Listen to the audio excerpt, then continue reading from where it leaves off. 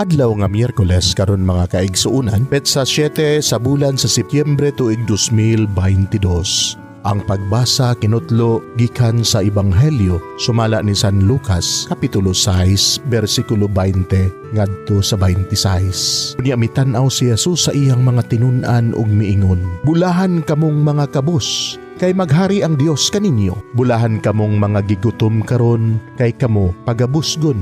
Bulahan kamo nga karon naghilak, kay kamo mga tawa raon niya. Bulahan kamo kung ang mga tao magdumo, magsalikway ug magbugal-bugal kaninyo. Bulahan kamo kung sila mag-ingon nga kamo mga dautan tungod sa anak sa tao.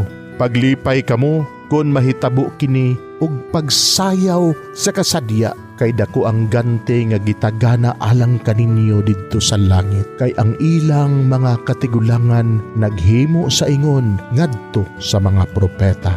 Apan alaot kamo nga mga dato, kay napahimusla na ninyo ang kinabuhi nga hayahay. Alaot kamo nga mga busog karon, kay kamo unya gutomon. Alaot kamo nga karon nangatawa, kay kamo unya magbangutan ug maghilak. Alaot kamo kung magdayeg kaninyo ang tanang mga tao, kay mauusab kini ang gibuhat sa ilang mga katigulangan ngadto sa mga mini nga propeta." Mga igsuon, ang Ebanghelyo sa Ginoo. Daygon ikaw o Kristo.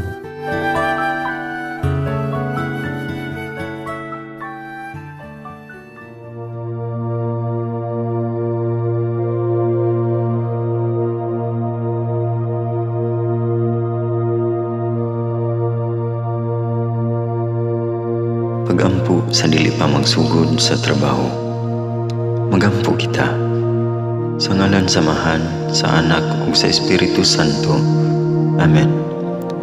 Langit mo namong Amahan, sa among pagsulod nining trabahoan, among gidala ang imong presensya uban kanamo. Among gipamulong ang imong kalinaw, imong grasya, imong kaluoy, ug ang imong perpektong hanay sa among mga trabaho. Among gipadayag ang imong gahom labaw sa tanan, diha sa mga butang nga among mahimo, masulti, mahuna-unaan, ug mahukman sulod nining adlaw. Ginoo, nagapasalamat kami sa gasa sa kinabuhi, niining bagong adlaw, niining kahigayunan nga kami nakasulod sa trabaho ug mamahimong parte niining nga grupo. Salamat sa mga gasa nga imong gitugyan kanamo. Hamong gamiton kini diha sa pagimaya kanimo. Hatagi kami sa kusog ug kadasig sa pagbuhat sa among mga trabaho. Panalangini ang among mga proyekto, mga ideya ug kusog, aron sa ingon bisan sa pinakagamay namong mga kalampusan, magahatag kini sa imong himaya. Ubani kami Ginoo sa among pagtrabaho nining adlaw. Puna kini nga lugar sa inspirasyon ug kusog. Tabangi kami nga magtrabaho isip usa ka grupo nga mapakita sa usag-usa ang kamaayo. Himuha kami nga maayo nga makabot namo ang mga butang nga kinahanglan namong buhaton. Himuha kini nga lugar nga puno sa kalipay ug panagihigalaay. Ug kamugaway ug kalinaw ang mapatigbabaw niining dapita. Ginoo, kung kami ana sa kalibog, giyahi kami. Kung kami muwadaan sa kadasig ug paglaom, dasiga kami. Himua nga ang trabaho nga among gihimo ug ang paagi sa among paghimo niini makahatag unta kini og hugot nga pagtuo, kalipay ug pahiyom sa tanan nga among mahimamat karong adlaw. Panalangini ang among mga pamilya, among Pinoy-anan, among nasod.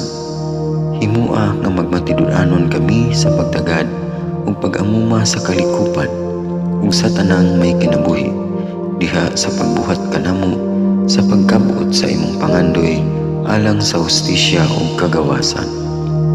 O Ginoo, sa among pagbiya nining lugara, tagay kami sa imong panalangin ug kaluoy sa among pagbiyahe.